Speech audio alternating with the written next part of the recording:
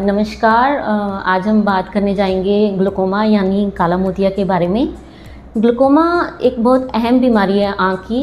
इसमें क्या होता है कि आँख की जो ऑप्टिक नर्व की बीमारी है, ये ऑप्टिक नर्व हमारी आँख के पिछले हिस्से में एक नस होती है जो कि ब्रेन तक सिग्नल लेके जाती है और जहाँ इमेज बनती है। तो ऑप्टिक नर्व का विजन में बहुत ही इम्पोर्टेंट रोल है। तो ये काला मोतिया में क्या होता है कि इसका मुख्य कारण है कि आँख का प्रेशर का बढ़ना। आँख के प्रेशर बढ़ने की वजह से ये जो आँख की नस है ये धीरे धीरे दब जाती है। इसका फंक्शनिंग टिश्यू जो न्यूरल टिश्यू होता है धीरे धीरे डैमेज होना शुरू हो जाता है और काफ़ी एंड स्टेज में ये नस पूरी तरह से डैमेज हो सकती है। तो ये आँख के प्रेशर बढ़ने का भी क्या कारण है कि ये प्रेशर क्यों बढ़ रहा है, कि आँख के अंदर भी नॉर्मल प्रेशर होता है। जैसे हमारी ब्लड की नाड़ियों में ब्लड प्रेशर होता है, वैसे ही आँख में भी एक हमारा प्रेशर है जो कि मेंटेन है कि आँख में पानी बनता भी है और निकलता भी है। तो इसलिए कांस्टेंट प्रेशर मेंटेन रहता है।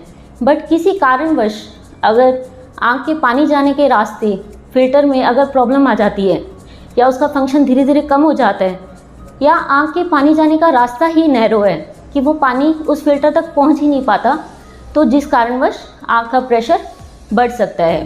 तो क्या किया जाए, ये इतनी इम्पॉर्टेंट बीमारी क्यों है? ये इसलिए इम्पॉर्टेंट है क्योंकि शुरुआती स्टेज में इसमें मरीज को कोई भी लक्षण नहीं आते, क्योंकि इसमें शुरुआती स्टेजेस में निगाह का जो घेरा होता है वो धीरे धीरे कम होता जाता है और जो सीधी निगाह है वो मरीज की काफ़ी एंड तक मेंटेन रहती है।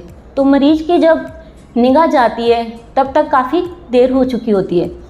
तो इसलिए बहुत ज़रूरी है कि इसका नियमित रूप से जांच करवाई जाए और जल्दी से ही इस बीमारी को पकड़ लिया जाए।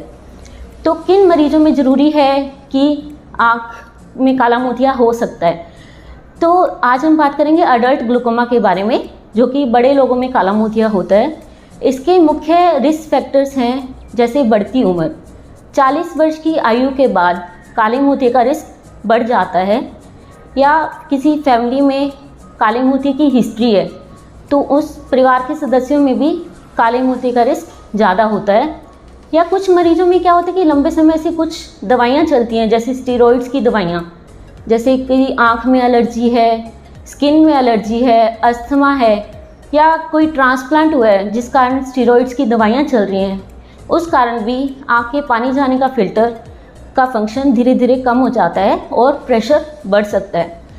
और कारण हो सकते हैं जैसे किसी को आँख में कभी चोट लगी है, या किसी का हाई नंबर है, या वो प्लस का या माइनस का, कभी आँख में कोई पुराना ऑपरेशन हुआ है जैसे पुतली बदलने का, पर्दे का ऑपरेशन, या सफ़ेद मोतिया का ऑपरेशन ही जिसमें कई बार कॉम्प्लिकेशन हो जाती है, तो उसमें काले मोतिया का रिस्क बढ़ जाता है। तो ये बहुत ज़रूरी है कि 40 वर्ष के बाद हर व्यक्ति को एक अच्छे आई स्पेशलिस्ट डॉक्टर से ज़रूर मिलना चाहिए, जो कि आपकी आँख की नस की जांच करेंगे, आँख के प्रेशर की जांच करेंगे, और अगर ये भी बताएंगे कि आपकी आँख का रास्ता बिल्कुल ठीक है, काले मोतिया का रिस्क तो नहीं। और कुछ अगर लगे कि रिस्क लगता है, काले मोतिया का डाउट लगता है, तो हमारे पास इनके लिए टेस्ट भी होते हैं जैसे OCT और पेरीमेट्री टेस्ट। OCT में क्या होता है कि नस के पैरामीटर्स डॉक्यूमेंट किए जाते हैं, और पेरीमेट्री टेस्ट में निगाह का घेरा चेक किया जाता है कि कहीं कोई डिफेक्ट तो नहीं आ रहा, जो कि मरीज को नहीं पता चल जाता। तो ये तो हो गया काले मोतिया के टेस्ट। ये बहुत ज़रूरी है कि हर व्यक्ति जो 40 वर्ष से ऊपर की आयु रखते हैं वो ज़रूर नियमित रूप से आई स्पेशलिस्ट डॉक्टर से ज़रूर मिलें। अगर हो सके आपके क्षेत्र में अगर काले मोतिया के स्पेशलिस्ट डॉक्टर हैं, ग्लूकोमा स्पेशलिस्ट हैं, तो उनसे ज़रूर चेकअप करवाएं। तो क्या हम इस बीमारी को बचा सकते हैं? बिल्कुल। ये ऐसी बीमारी है कि जितनी टाइम से पकड़ी जाए तो उसका इलाज पूरी तरह से संभव है। तो ये बहुत ज़रूरी है कि मरीज़ एक तो अनसुपरवाइज्ड यूज़ ना करे स्टेरॉइड की दवाइयों का, ज़रूर आई स्पेशलिस्ट डॉक्टर से मिलें नियमित रूप से अगर स्टेरॉइड की दवाइयों का उपयोग ज़रूरी है। अगर इन केस ये स्टेरॉइड की दवाइयों से प्रेशर बढ़ जाता है तो आपके आई स्पेशलिस्ट डॉक्टर कुछ ऑल्टरनेटिव मेडिसिन का सजेस्ट कर सकते हैं। आपके ट्रीटिंग डॉक्टर से बात कर सकते हैं कि कोई ऑल्टरनेटिव मेडिसिन दें जो स्टेरॉइड की तरह असर करें बट उनके साइड इफ़ेक्ट्स ना हो।